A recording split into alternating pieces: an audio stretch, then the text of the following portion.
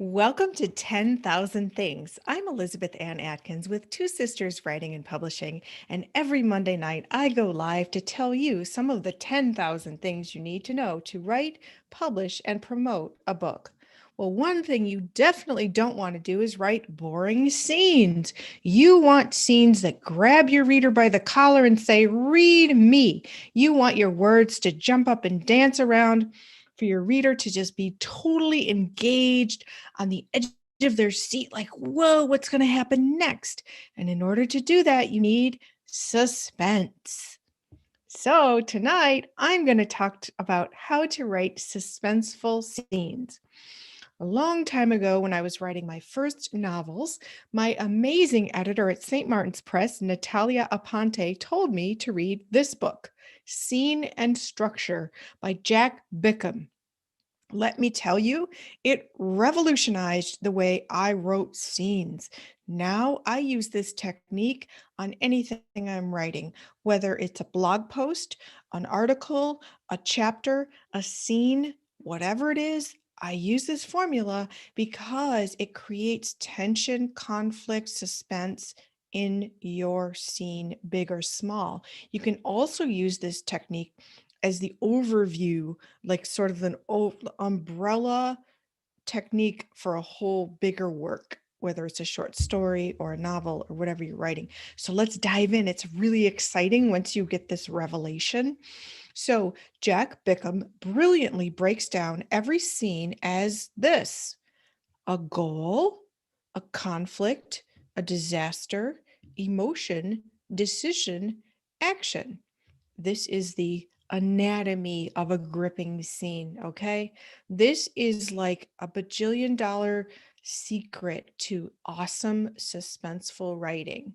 So literally, when I'm writing, I write these words at the top of the page and then I fill them in, okay? Now, in every scene, every story, the characters have a goal. The villain has a goal. The protagonist has a goal. Everybody has a goal, whether it's to get a glass of water or to defeat the aliens who are invading the planet. Whatever it is, there's a goal. If the goal is reached, there's no story. So you need lots of conflict. So lots of conflict means you have to just keep throwing stuff in, piling it on. And then you can't resolve the story right away, or else it's boring and the story is over. So you have to have a disaster. And when a disaster happens, there's emotion.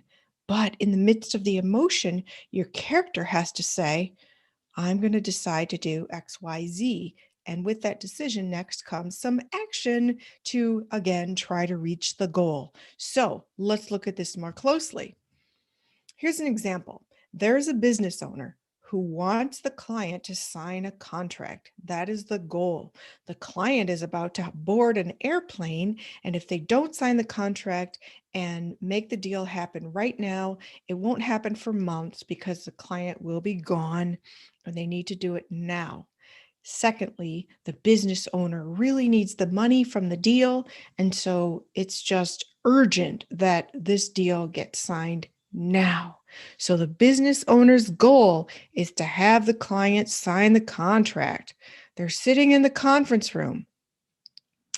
All kinds of disruptions keep happening. Somebody's phone rings, people come in, urgent message from the assistant. So-and-so is on the line. You have to take a call, blah, blah. All these interruptions keep happening. Guess what? The goal is not being reached. The conflict is being cranked up higher and higher. The suspense is building. Will they sign the contract? Will the client leave? Will the business owner not get the deal? And could that jeopardize their business if they're really depending on this deal financially? So guess what? Disaster. Disaster happens. The fire alarm goes off and they smell smoke. So now the business owner really is not going to meet the goal of getting the client to sign the contract. So guess what?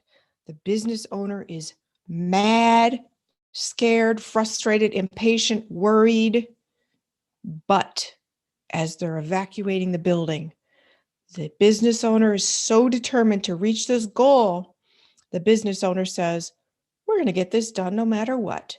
The decision is we are going to sign this contract." So during the fire experience, they go across the street. The action is pick up all the papers from the conference room table, go across the street, resume the meeting at the cafe across the street as the smoke source is being investigated, and the fire trucks arrive and they sign the deal. Isn't that fun? So when you establish your goal, the answer has to be no, no, no, or not now. Okay. Or it can be a yes, but.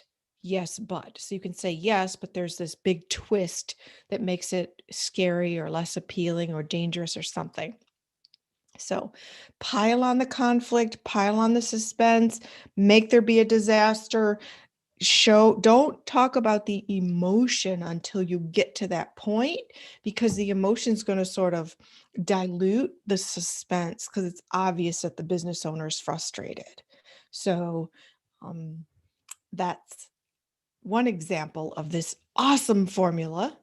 Here's another one. I wrote this out. This is what I use in my book coaching program, where I teach people who are writing books how to write suspenseful scenes or the anatomy of a gripping scene. So, this is what I use in my book coaching program, and I wrote this specifically for that. So, listen, this is the goal. There's a goal. And as I'm reading, see if you can discern the goal, conflict, disaster, emotion, decision, action. Okay? Here goes. All Adrienne wants to do right now is write a great opening scene for her book. She finally has a free afternoon alone in the house to focus, get this done, and send it to her publisher today. The rain tapping on the window and the whooshing wind make this the perfect time to stay in and write. Finally, so, with her fingers poised over the keyboard and her brain revved with coffee, she lets her imagination run wild. Oh, darn, I forgot to buy eggs. I really need to clean the bathroom. What dress am I going to wear to the banquet tonight? I hope they serve chocolate cake. The cursor glows on the blank screen. "Adrienne, concentrate," she says out loud. "Focus." She starts to type. The woman's gray pallor and piercing eyes made the hairs on the back of my neck stand up. This woman was evil, and I couldn't escape her. Crash! The sound of glass breaking and furniture falling startles Adrienne. What?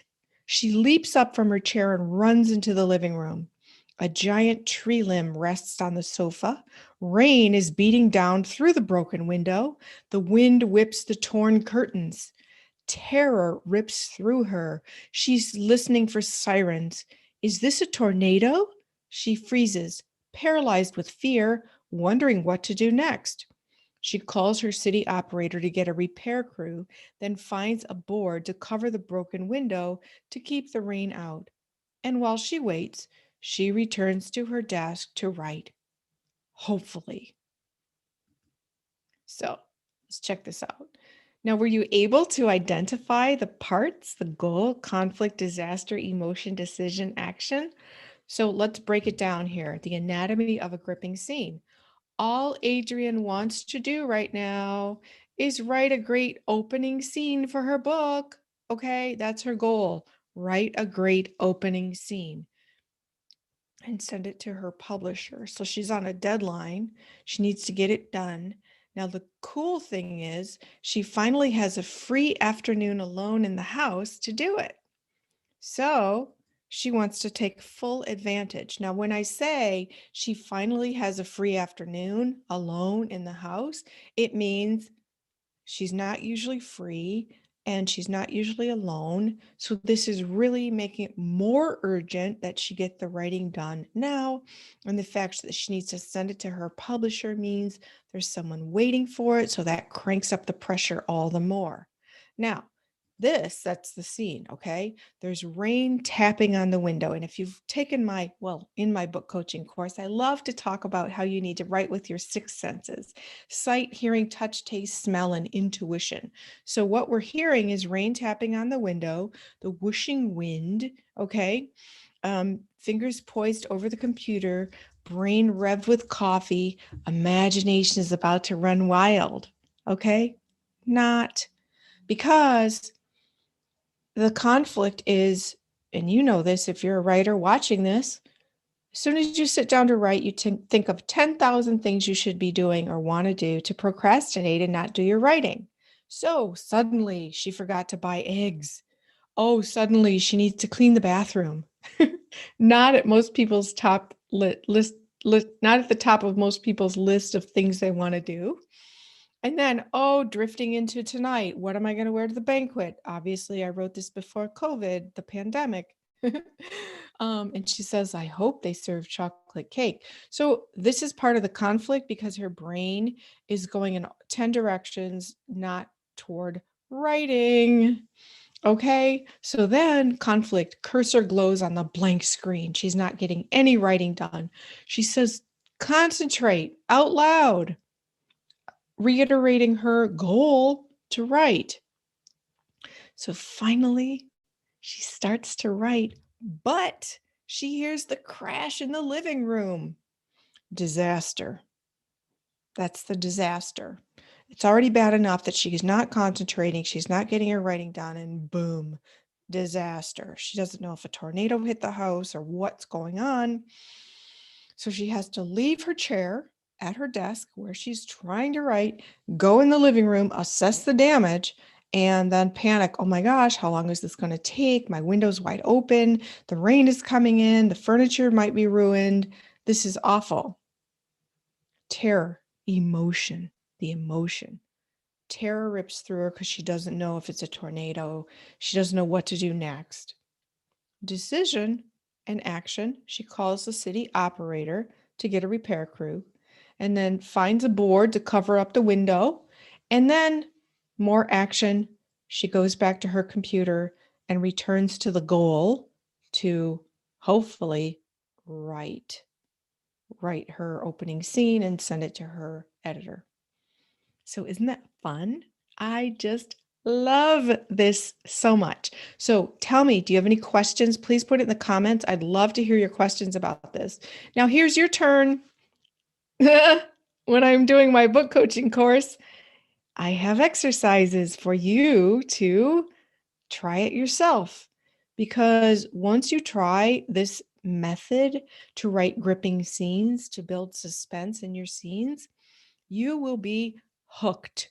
And your readers they won't know that you had this framework here, but your readers will love it because they're just going to be like, oh my gosh, what's going to happen? Oh no. Ah. And it builds the suspense in the story. Super fun. So then, if you were here with me, you could share your story. What scene you wrote. But so I'd love to hear any comments or questions that you have about this. Please drop me a comment. I'm Elizabeth Ann Atkins. This is 10,000 Things You Need to Know to Write, Publish, and Promote Your Book. Here at Two Sisters Writing and Publishing, we're all about teaching you what you need to know.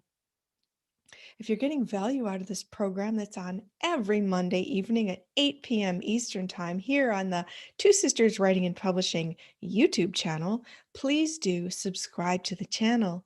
Please like this video. I would love to see a thumbs up from you if you are a writer out there and you got some value out of what I just shared about the anatomy of a gripping scene.